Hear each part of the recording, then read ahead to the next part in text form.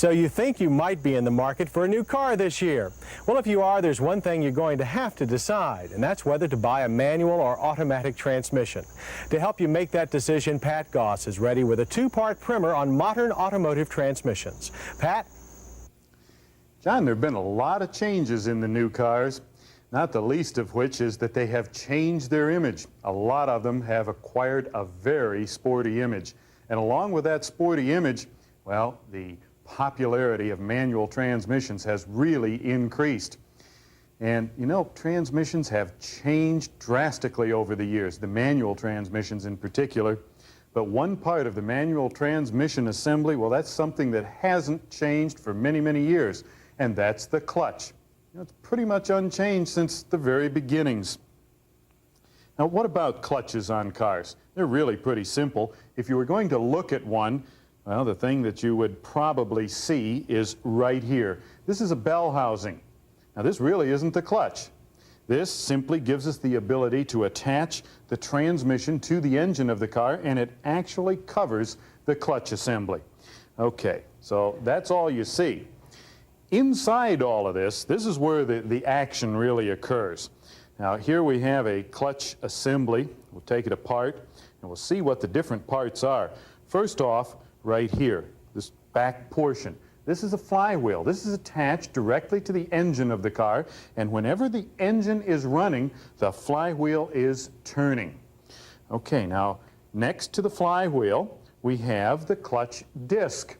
This is the friction material that's attached to the transmission, and this is what gives us the ability to drive the transmission of the car.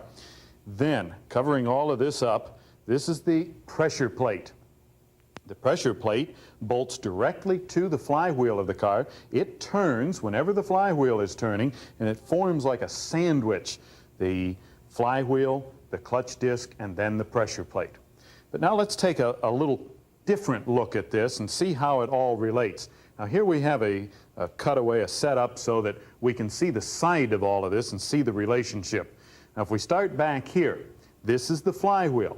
This is the portion that would be bolted directly to the engine. Now the other side of that, over here, this is the pressure plate. Now the pressure plate is bolted directly to the flywheel, and it gets the term pressure plate from these springs inside.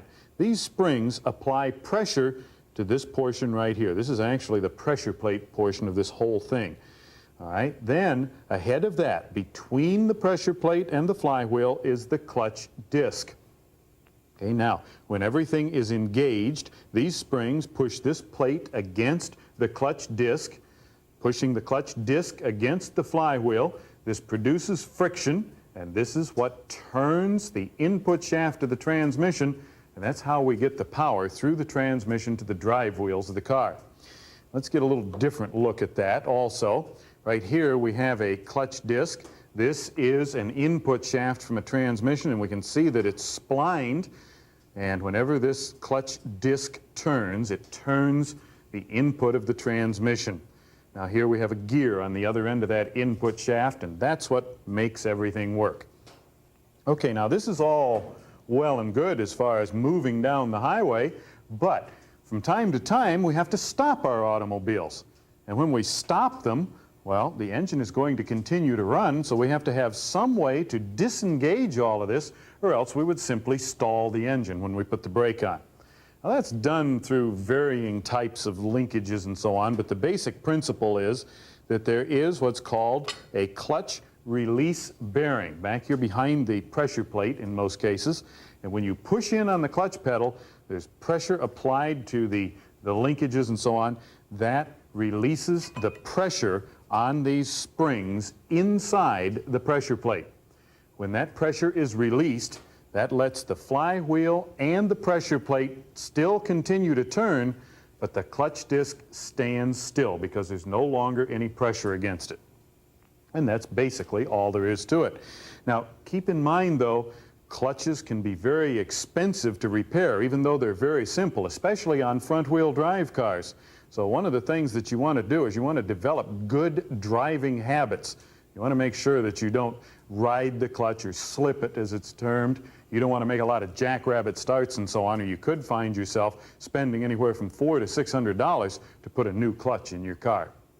Now, this is the way it's been with manual transmissions for a long time. Now, what we're going to see next time is how this old technology has been revised to work with modern automatic transmissions. Thanks, Pat.